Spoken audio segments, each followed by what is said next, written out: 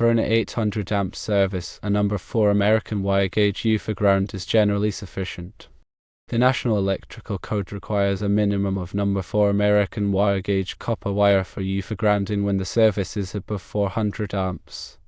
While the NEC doesn't explicitly state the Ufer ground must be on the first floor, it's generally best practice to install it as close as possible to the electrical service entrance. This is because the Ufer ground electrode should ideally be in direct contact with the earth. However, installing the Ufer ground on the second floor might be acceptable if first floor installation isn't practical, subject to certain conditions. Firstly, the Ufer ground electrode must be in a readily accessible location for inspection and maintenance. Secondly, the Ufer ground electrode needs a continuous, uninterrupted conductor connecting it to the electrical service entrance. Thirdly, the Ufer ground electrode needs protection from physical damage. If you decide on a second floor installation, consider several factors. Waterproofing is critical. The Ufer ground electrode must be waterproof to prevent moisture from getting into the electrical system. Next, the connection between the Ufer ground electrode and the electrical service entrance must be accessible for inspection and maintenance. And structural support is key. The Ufer ground electrode must be anchored to the building securely to prevent falls or damage. Ideally, installing the Ufer ground on the first floor is best. But if there are compelling reasons for a second floor installation, follow the guidelines to maintain a safe and effective grounding system. The NEC specifies the requirements for grounding and bonding to ensure electrical safety. A concrete encased electrode, often called a Ufer ground, is a grounding electrode encased within concrete. It's typically made of at least 20 feet of bare copper conductor, number 4 American wire gauge or larger, encased in at least 2 inches of concrete that is in direct contact with the earth. The primary purpose of a Ufer ground is to provide a low impedance path for fault current to return to the source, which facilitates the operation of overcurrent protective devices like circuit breakers or fuses. This helps to minimize the risk of electrical shock and fire hazards. The size of the grounding electrode conductor, which connects the grounding electrode to the electrical system, is determined by the size of the service entrance conductors. However, the NEC sets a minimum size requirement for the grounding electrode conductor based on the type of grounding electrode used. In the case of a Ufer ground, the minimum size is number 4 American wire gauge copper. When a Ufer ground is inadvertently omitted during the initial construction phase, installing it on a subsequent floor requires careful consideration of several factors. Firstly, accessibility. The grounding electrode must be accessible for inspection and maintenance. This can be more challenging when the electrode is located on an upper floor. Secondly, the grounding electrode conductor must be run in a way that provides a direct, uninterrupted path from the electrode to the service equipment. This may involve running the conductor through walls, floors, or ceilings, which can add to the complexity and cost of the installation. Thirdly, proper bonding. All metal parts that are likely to become energized must be properly bonded to the grounding system. This includes metal water pipes, gas pipes, and structural steel. The bonding connections must be made in accordance with the NEC requirements to ensure electrical safety. Fourthly, corrosion protection.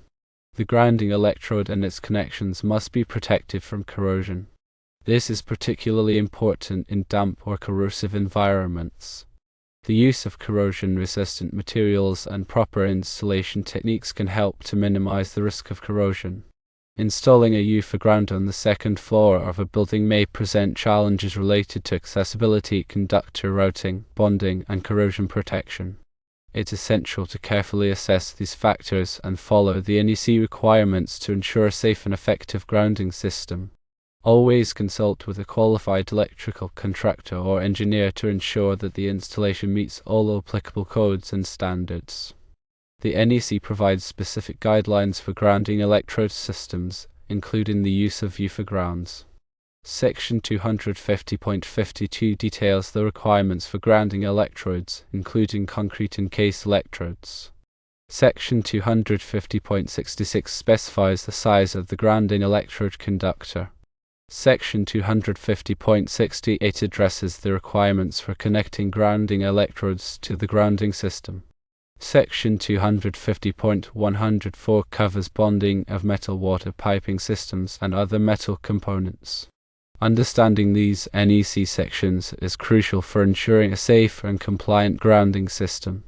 When installing a Ufer ground, it's important to consider the following factors. Firstly, concrete cover. The grounding electrode must be encased in at least 2 inches of concrete. This provides physical protection for the electrode and ensures good contact with the earth. Secondly, concrete type. The concrete used to encase the electrode should be suitable for direct contact with the earth. It should be free of any additives or chemicals that could corrode the electrode. Thirdly, electrode material. The grounding electrode should be made of copper or another corrosion-resistant material. Copper is commonly used because of its excellent conductivity and resistance to corrosion. Fourthly, connection methods. The connections between the grounding electrode and the grounding electrode conductor must be made using approved methods. These connections should be mechanically strong and electrically sound to ensure a reliable grounding path. Fifthly, inspection. The completed grounding system should be inspected to ensure that it meets all applicable code requirements. This inspection should be performed by a qualified electrical inspector. By following these guidelines and adhering to the NEC requirements, you can ensure that your Ufer ground provides a safe and effective grounding system for your building. Grounding is a critical aspect of electrical safety. It provides a low impedance path for fault current to return to the source, which helps protect people and equipment from electrical shock and fire hazards. A properly installed and maintained grounding system is essential for ensuring the safe and reliable operation of any electrical system. In addition to the NEC, there may be local codes and regulations that apply to grounding systems. It's important to check with your local authorities to ensure that your grounding system meets all applicable requirements. A qualified electrical contractor or engineer can help you design and install a grounding system that meets your specific needs and complies with all applicable codes and standards. Remember that electrical work can be dangerous. Always take precautions to protect yourself from electrical shock. De-energize all circuits before working on them. Use insulated tools and equipment, and wear appropriate personal protective equipment such as rubber gloves and safety glasses. If you are not comfortable working with electricity, hire a qualified electrical contractor to do the work for you. Your safety is always the top priority. When dealing with electrical systems, it's always better to be safe than sorry. Consult with a qualified professional if you have any questions or concerns. A grounding system's primary purpose is to provide a safe path for electrical fault currents to return to the power source, thereby tripping a circuit breaker or fuse to cut off the power. This prevents dangerous voltage build-up on metal surfaces that could lead to electric shock. The Ufer ground, named after Herbert Ufer, involves encasing a length of bare copper wire within concrete that is in direct contact with the earth. This creates a very effective grounding electrode due to the large surface area of contact and the moisture-retaining properties of concrete. The National Electrical Code, or NEC, provides comprehensive guidelines for electrical installations, including grounding and bonding requirements. These requirements are designed to ensure electrical safety and prevent hazards. Section 250 of the NEC is dedicated to grounding and bonding, outlining the rules for grounding electrode systems, grounding conductors, and equipment bonding. The size of the grounding electrode conductor for a Ufer ground is typically determined by NEC Table 250.66. This table bases the conductor size on the size of the service entrance conductors. However, there is a minimum size requirement for a Ufer ground, which is typically number 4 American wire gauge copper. The NEC does not explicitly prohibit installing a Ufer ground on a floor other than the first floor. However, the intent of the code is to have the grounding electrode in direct contact with the earth. Installing it on an upper floor might compromise the effectiveness of the grounding system, especially if the concrete is not in direct contact with the earth. If installing a Ufer ground on an upper floor is unavoidable, several considerations are crucial.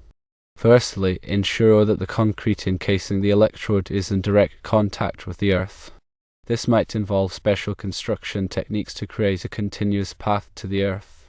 Secondly, the grounding electrode conductor must be run in a direct and uninterrupted manner to the service equipment. Avoid unnecessary bends or splices in the conductor. Thirdly, all metal components that could become energized must be properly bonded to the grounding system. This includes metal pipes, structural steel, and other metallic objects. Fourthly, the grounding electrode and its connections must be protected from physical damage and corrosion. Use appropriate materials and installation techniques to ensure longevity and reliability. It is essential to consult with a qualified electrical engineer or inspector to ensure that the Ufer ground installation meets all applicable NEC requirements and local codes. They can assess the specific circumstances of the installation and provide guidance on the best approach. A properly installed Ufer ground can provide a very effective grounding system, enhancing electrical safety and protecting against hazards. However, it is crucial to follow all applicable codes and standards to ensure its effectiveness. Grounding electrode systems are designed to provide a low impedance path for fault currents to return to the source, allowing overcurrent protected devices to operate and clear the fault. This helps to prevent electrical shock and fire hazards. The NEC specifies various types of grounding electrodes, including concrete encased electrodes, ground rods, ground plates, and metal underground water pipes. Each type of electrode has its own installation requirements and limitations. A concrete encased electrode, or Ufer ground, is generally considered to be one of the most effective types of grounding electrodes. It provides a large surface area of contact with the earth, which helps to reduce the impedance of the grounding system. The minimum size of the grounding electrode conductor for a Ufer ground is typically number 4 American wire gauge copper. However, the actual size may need to be larger depending on the size of the service entrance conductors. The grounding electrode conductor must be connected to the grounding electrode using approved methods. The connection must be mechanically strong and electrically sound to ensure a reliable grounding path. The grounding electrode system must be properly maintained to ensure its effectiveness. This includes periodic inspection and testing to verify that the grounding connections are intact and that the impedance of the grounding system is within acceptable limits.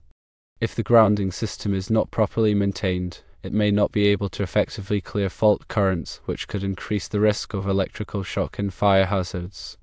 It is important to follow all applicable codes and standards when installing and maintaining a grounding electrode system. These codes and standards are designed to ensure electrical safety and prevent hazards. A qualified electrical contractor or engineer can help you design and install a grounding system that meets your specific needs and complies with all applicable requirements.